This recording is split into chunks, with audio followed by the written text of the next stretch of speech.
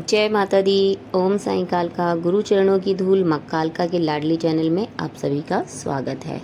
कैसे करें खादराबाद की मां कालिका को प्रसन्न। जी हाँ, आज मैं आपको बताऊंगी खादराबाद की मां कालका को प्रसन्न करने का एक बहुत ही सरल और आसान उपाय।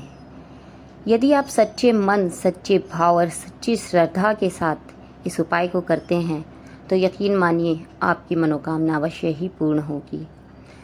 माँ कालिका देवी, माँ जगदम्बे, माँ काली का यह उपाय इतना सरल और इतना कामकारी है कि यदि आपने इस उपाय को विधि पूर्वक सही तरीके से और सच्चे भावनाओं से किया तो ऐसा आपका कोई कार्य नहीं जो माँ पूर्ण ना करे।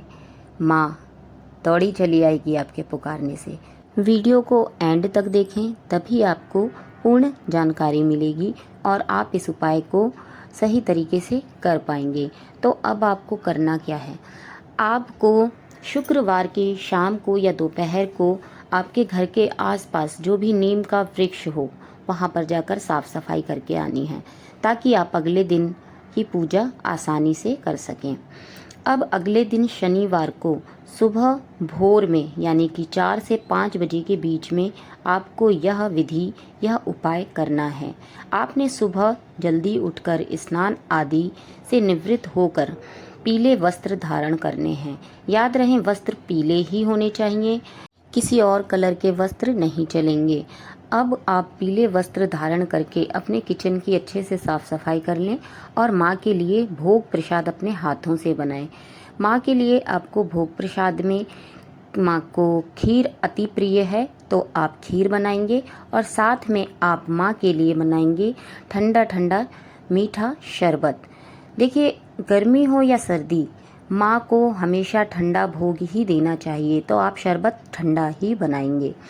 आप साफ सफाई का ध्यान रखें और बहुत ही पवित्रता के साथ आप माँ के लिए भोग प्रसाद बनाएं। अब आपने एक थाली तैयार करनी है। सामग्री में आपको लेना है लाल सिंदूर और रोली जो पैकेट वाला होता है, और साथ में आपको लेना है लौंग और 2 सुपारी। तो रोली से आपको नीम के वृक्ष पर माँ की आँखें बनानी हैं, यानी कि उनके नैन बनाने हैं, और सिंदूर से माँ को तिलक करना है। सर्वप्रथम आप सारी सामग्री एकत्रित कर लें। माँ का भोग प्रसाद और जो भी सामग्री मैंने बताई है आप एक थाली तैयार कर लें और एक लोटे में जल ले लें। और अब आप उस नीम के वृक्ष के पास चले जाएं जहाँ पर कि आप पहले ही साफ सफाई करके आए हुए हैं। अब आपने नीम के उस वृक्ष के पास पहुंचकर आपने अपने हाथों में जल लेकर चारों तरफ नीम के वृक्ष के आसपास आपने चौक पूर देना है। चौक जैसे कि पहले गांव में हमारी माताएं बहनें अक्सर गोबर से लीपा करती थी, उसी तरह से आप जल लेकर और नीम के वृक्ष के चारों तरफ अच्छे से चौका लगा दें ताकि वहाँ पर साफ सफाई हो जाए। अब आपको क्या करना है, अब आपको सिंदूर से माँ को तिलक करना है, रोली से माँ के नैन बनाने हैं और लौंग और सुपारी माँ को अर्पण करनी है। साथ ही आपको माँ को जो भी आपने भोग प्रसाद बनाया है, आपको खीर का भोग लगाना है, माँ को शरबत पिलाना है और हाथ जोड़कर माँ से विनती करनी है। आपकी जो भी मनोकामना है आप माँ से कह सकते हैं, और जो भी आपकी दिक्कत परेशानी है आप माँ से इस चीज़ के लिए प्रार्थना कर सकते हैं। आपको यह उपाय, यह विधि 7 शनिवार को करनी है।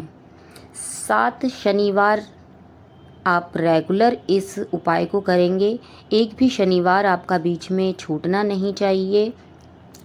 सुबह का समय 4 से 5 बजे के बीच ही होना चाहिए। देखिए, ज़्यादा दिन निकल जाता है तो आसपास के जो लोग होते हैं वो बहुत सारी चीज़ों में टोक देते हैं, तो ऐसे इस बातों का आप ध्यान रखें।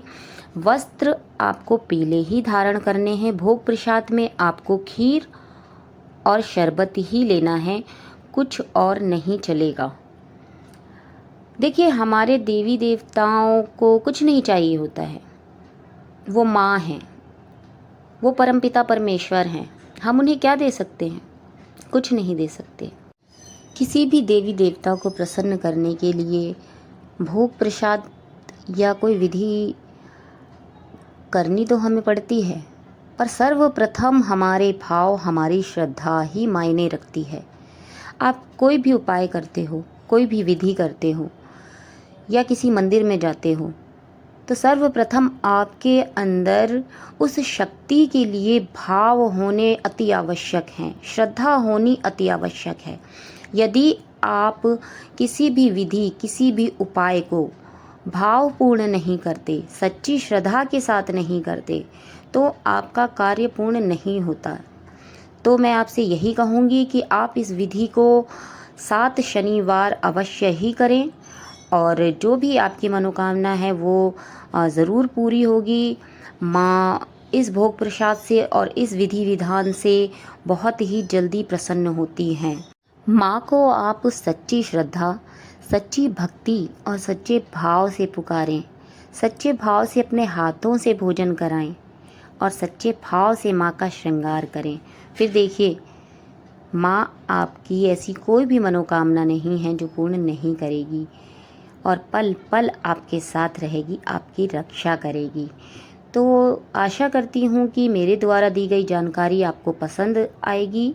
अगर आपको यह वीडियो पसंद आए तो चैनल को सब्सक्राइब करें, वीडियो को लाइक करें, शेयर करें, कमेंट करें और यदि इस वीडियो के बारे में आप मुझसे कुछ पूछना चाहते हैं तो आप मुझे कमेंट कर सकते हैं।